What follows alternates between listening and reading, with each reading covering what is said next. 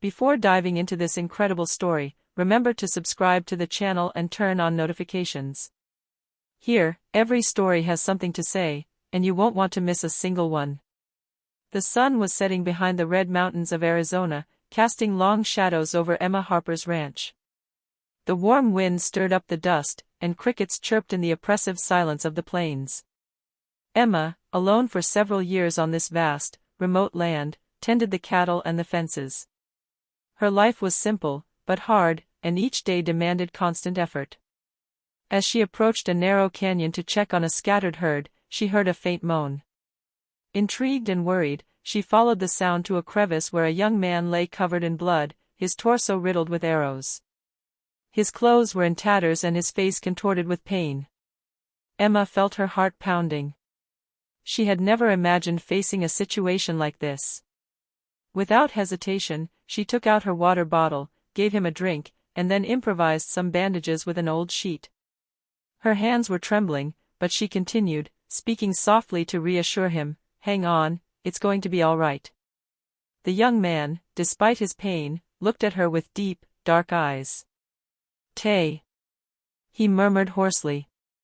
Then, almost as if afraid of being followed, he disappeared into the hills, vanishing before Emma could ask any more questions.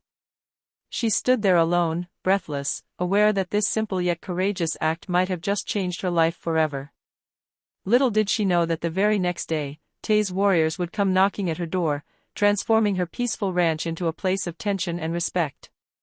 Silence fell again on the ranch, but it was laden with an implicit promise: every choice, every act of kindness, can create consequences that can never be foreseen. The next morning, Emma Harper got up at the first light of dawn, still shaken by the previous day's encounter. She thought about the young Apache warrior, Tay, and wondered if she had truly helped him or if she had just unleashed a danger of which she knew nothing. As she was feeding the horses, a cloud of dust rose on the horizon. At first, she thought it was the wind, but the steady, muffled clatter of hooves told her it was riders. Her heart skipped a beat. She quickly spotted about 20 men and women in traditional Apache dress, their sturdy, fast horses advancing confidently. They encircled the ranch with military precision, forming a semicircle around the house, barns, and pastures. Emma instinctively retreated toward the porch, breathless. The group leader, a tall, imposing man with proud features, stepped forward. His name was Nakoma, and his gaze, though stern, was not hostile.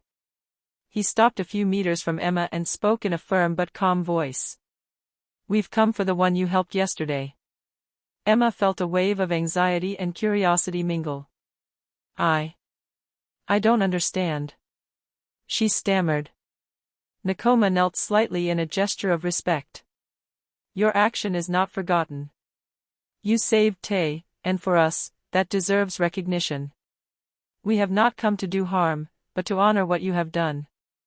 Emma blinked in surprise. What she had feared was an attack turned out to be something else entirely.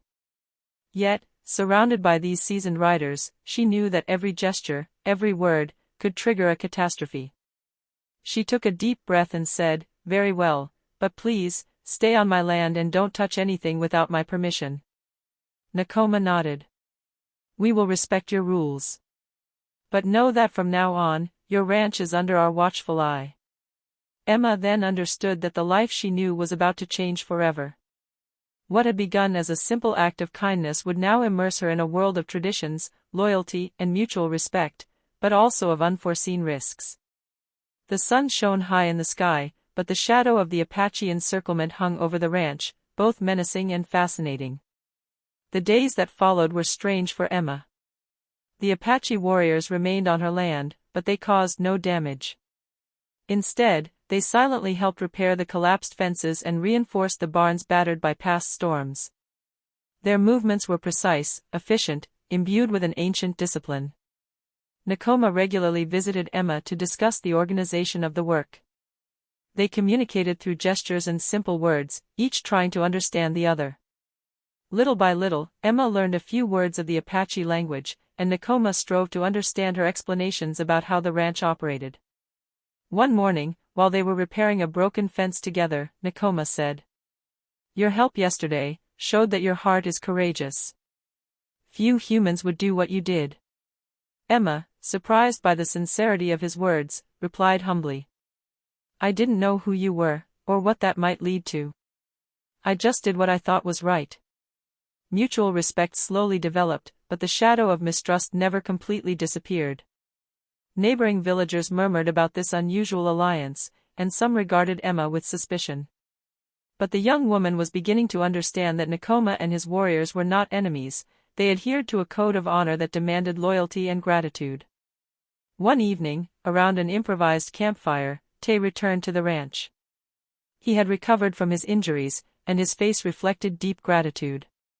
He knelt lightly before Emma and whispered, "Thank you, without you, I wouldn't be here." Emma felt a strange warmth in her chest.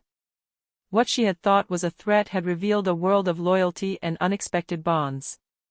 But she knew this alliance remained fragile. One misinterpreted gesture, one misplaced word, and everything could have descended into chaos. Yet, for the first time in a long time, Emma felt a sense of security mixed with wonder.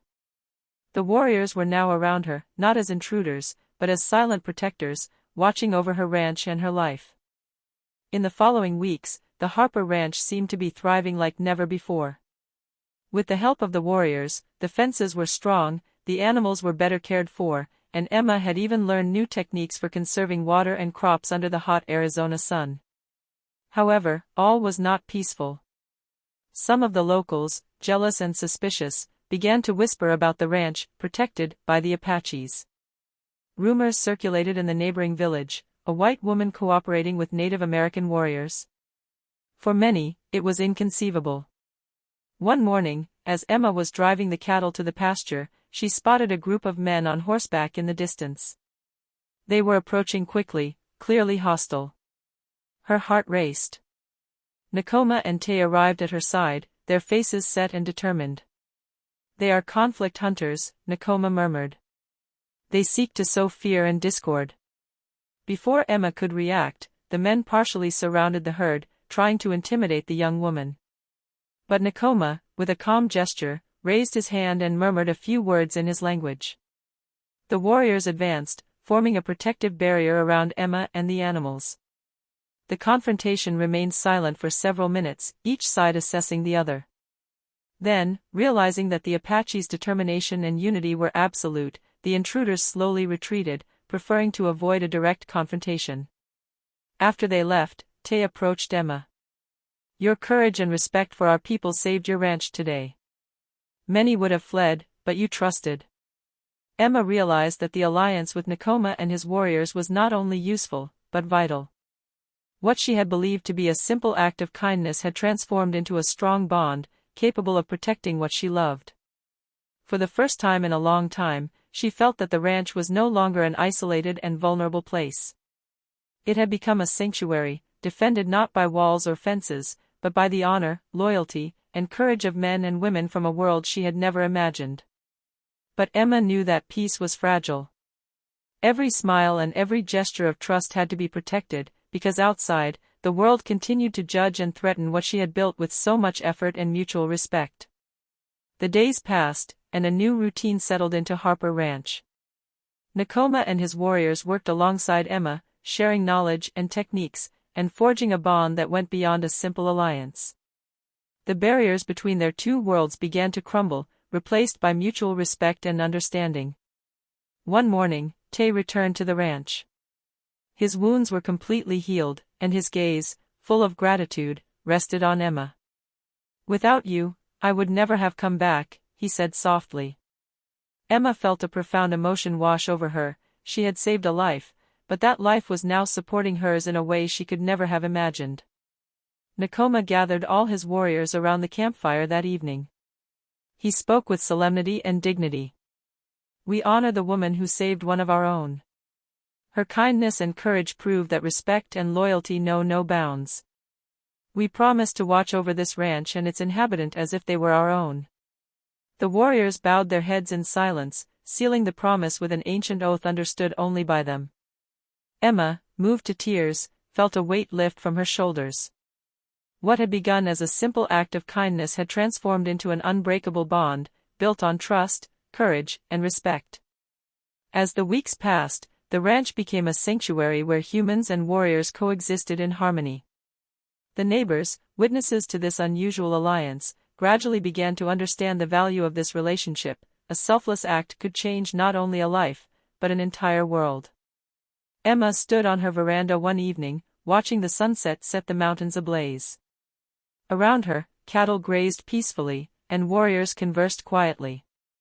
She realized that what she had believed to be a danger had just become her greatest protection and her most beautiful life lesson. Compassion and courage create bonds that fear and hatred cannot break. And in that silence, heavy with promise, Emma knew that her ranch would never again be alone or vulnerable. It was now surrounded by loyalty, honor, and friendship, a bond that would transcend time and differences.